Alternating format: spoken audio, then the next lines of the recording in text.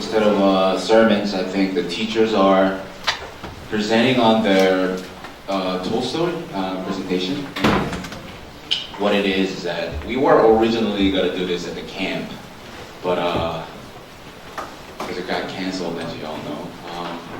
So we're presenting this week. Just some books that each teacher selected. One of Tolstoy's books that they wanted to present on, and the first runner-up. And the book that I chose is titled "The Death of Ivan Ilyich." I don't know if there's anybody that's read this book or even heard the title, but I chose this book because, to be honest, it's comparatively shorter than the other Tolstoy books, because books like War and Peace, which Hosup's presenting on, and other books that are more famous, like War and Peace, obviously, and War and Anna Karenina, which is Erica's book. Those are like 800 pages book, and I didn't think I could finish reading before in time.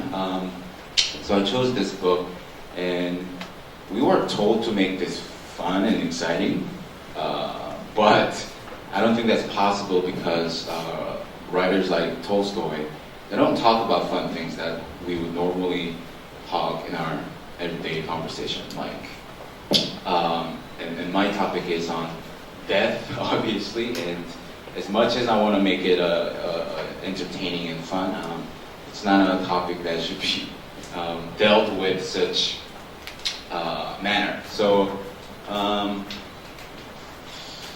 and yeah, so let's get into it. Tolstoy's book. It's a pretty simple story. It's about a man, not this guy. That's Tolstoy, by the way, and I chose that picture because I don't know if you've seen pictures of Tolstoy, but if you hear the name Tolstoy and you try to imagine the guy, it's usually this old person with long white beard. You've probably seen pictures of him, and you would think he was forever old, born that way, writing all these boring books about death and life and death and serious topics like that. So I chose more like younger picture of Tolstoy. So you can see that he's a handsome looking man who also had his youth.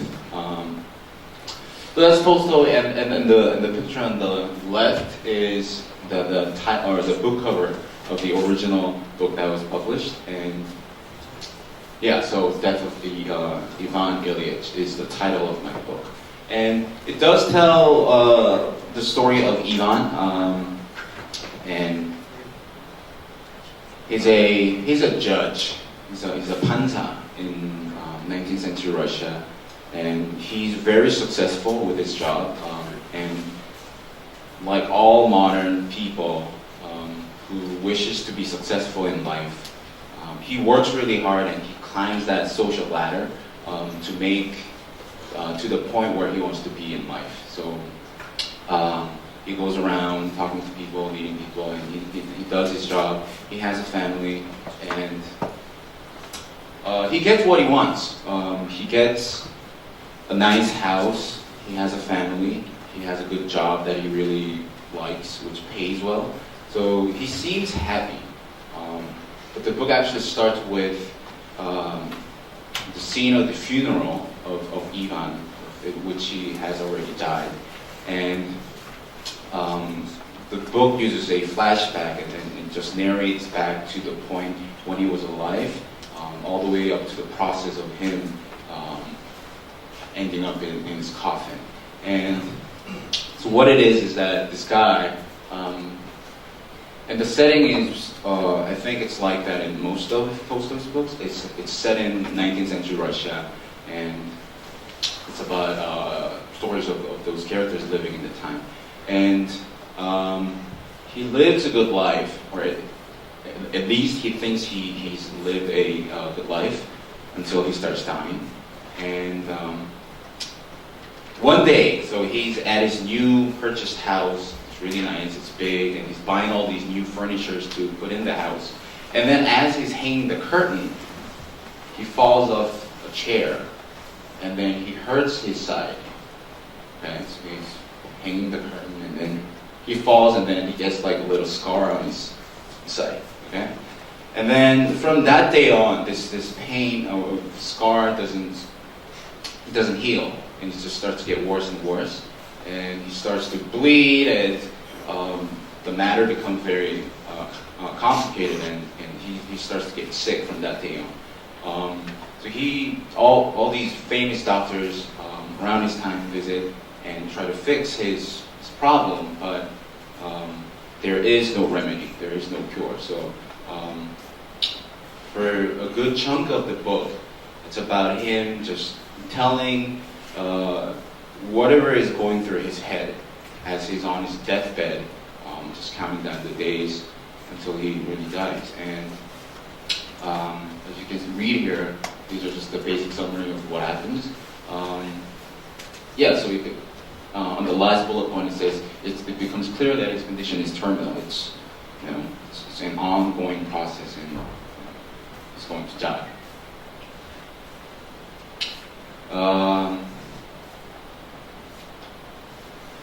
So like I said, he really starts to think about dying or death, the end of his life. And he starts to question everything that he did in life, and all the values that he kept, and all the values of life that he thought were sacred and valuable. And that starts to change because he starts to die. His perspective on life changes. And I already did this presentation to my homeroom, so we've discussed this, but it's kind of depressing, but it's also very interesting, and it is needed in life to sometimes change our perspective. And because presumably we're all healthy right now, we're all living our lives to a certain point of happiness, but this is a book that is interesting to read if you think that you're going to die soon, right? And what it is like for a dying person to look at life and the remaining time, and to start finding different and more valuable things in life when you know that your time is very limited. So last bullet point kind of sums it up. It says he really begins to question whether he has in fact lived a good life. Okay, so I guess one of the discussion questions that we can have is, I could ask, do you think you're living a good life? And if so, in what ways would you say that you're living a good life? On what terms? On what values? So these are some themes that I came up with, and you guys can read. It's visible. It's big enough for you guys to be able to read, right? So it's essentially a story about a man, right, whose awareness of his death leads him to the series of questions. What is life? What is death? What is really important in my life? Who are the people that really love me? And who are the people that I really love? So all these very reflective, self-reflective questions that kind of center around mortality and death. And like I said, second bullet point, it also is a story about how one human being, a man's perspective changes so much after becoming aware that he's going to die. And we all know that we're going to die one day, but we don't really think about that too often, right? So I imagine this like funny scenario. It's like you guys are at a PC방 or 노래방 having blast with your friends, like living, the life of excitement and fun. Suddenly, like one of your buddies starts playing League of Legends as his character dies, and you're like, dude, what would it be like if we are that character dying right now? Right? That would just kill the fun out of playing League of Legends. Right? So we don't ask these questions because, yeah, it's morbid. It's not fun to talk about. But this book kind of allows you to do that kind of thinking. It's like Tolstoy, I don't know what was going through his mind when he was writing this story, but yeah, to be able to imagine and write what it would be like dying, you haven't experienced that yet. But for a writer to be able to write that in such a detailed, descriptive way, I thought that was really fascinating. And on a more personal level, while reading this book, it really reminds me of my own mother, who also probably would have had experienced something similar like this when she was dying of her own cancer. I guess I was too young back then to really know or to think about what could have been going on in her head as she was counting down her days. I feel like I was not mature enough to read that, but this book kind of like it showed me the ways of like our psychology, our thinking process as to when it becomes that you are the person who's been chosen to experience this and to see life in a different standpoint. So yeah, it was an emotional book for me because yeah, it really kind of put me in that position to think about my mother, right? And yes, and like I said, it's also a good book that it does make you think about death, which we often do not. So I guess if you are in that kind of mood where you want to kind of put yourself in a less exciting, fun place, I recommend this book, and this will help you a little bit more mature in terms of your mentality and your whatever world that you're living in. Okay, and these are some interpretations that I found online, like what other writers or other people wrote about this book. And I'm not gonna go over all the 3 points, but the last bullet point, Vladimir Nabokov is one of my favorite Russian authors, and he's what is it? Lolita, the book. Is the author of that, and he, while he was lecturing, he described this book, Ivan Ilyich, as, he characterized Ivan's life as, let's see, since he thought he was living a good life, but as he was dying, he realizes that he really wasn't. So what happens is that Ivan was living a life of death already, which he thought otherwise. So what Nabokov said that Ivan lived a living death, and since beyond death is God's living light, so then Ivan died into a new life with a capital L. So death allows him to kind of start a new life, and I think that's something very important in our lives that we think about what really matters, and death can be an element that puts you in that position to think about what really matters in life. Okay. So these are some quotes that while I was reading that I picked out, and I read the book in Korean. And I bought the book shortly after that it was announced that we were going to make these presentations. And these first few quotes are not about Ivan, but the people around him who saw his death and what they're thinking, what's going inside their heads. And when we're discussing, we said it's funny how we think death is meant for others and not us.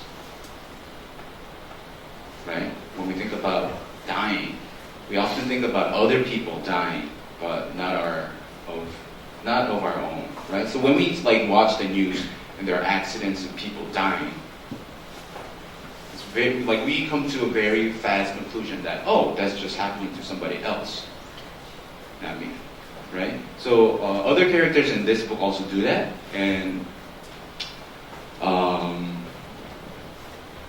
which quote? The second quote, one of the characters at the funeral says, and as you can read, 그런 일은 이반 일리치에게 일어났을 뿐 자신에게는 일어날 수 없고 일어날 리도 없다는 지극히 그 다음 생각이 슬며시 들었다. It's very apparent, very obvious to them that this is the death of Ivan and not mine, right? And 마치 죽음은 원래 이반 일리치에게만 일어날 수 있는 사건이며 자신과는 전혀 관계없는 것처럼 말이다. Right? And these are those type of quotes that kind of really struck me as, it is very true that death, it appeals to us that it's not of our own but others.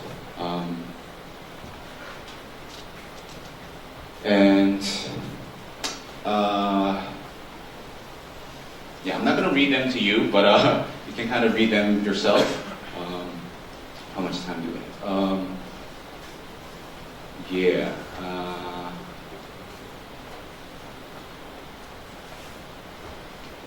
And the second quote I picked out because it's really sad when he says he tries to not think about death, but the more he tries not to think about death,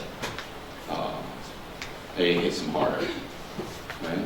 So it's kind of like when people say, we always want to remember what we want to forget, and we always forget what we want to remember, right? And for Ivan, the more he tries to run away from death, the more it chases him. Okay. Let's see.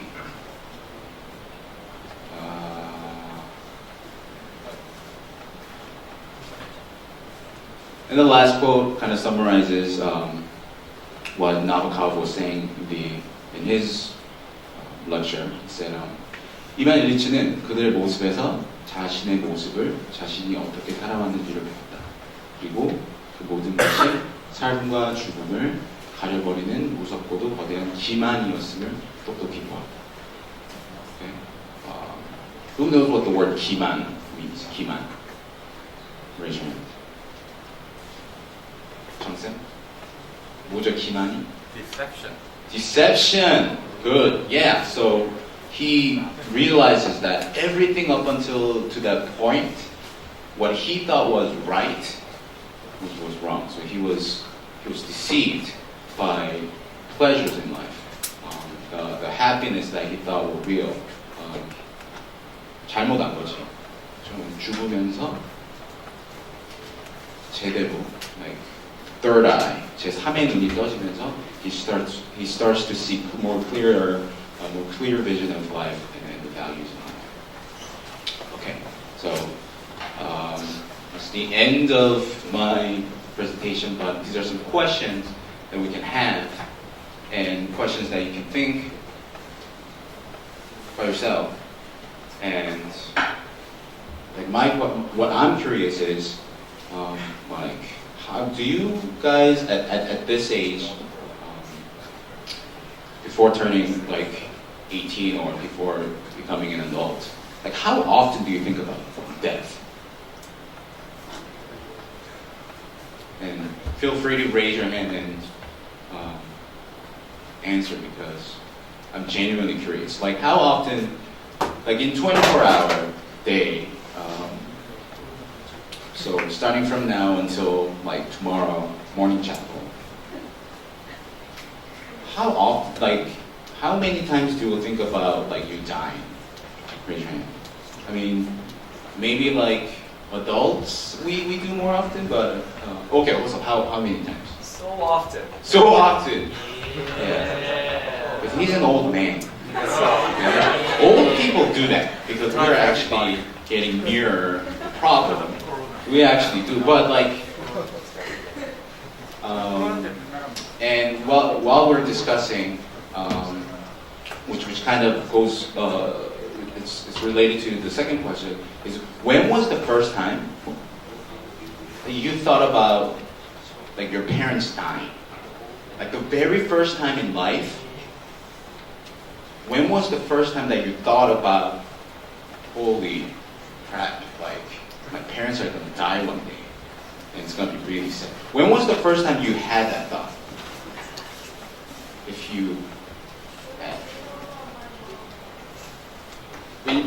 So after you dreamt about your mom dying, so that was about 11. And how did that make you feel? Like after you got up? Or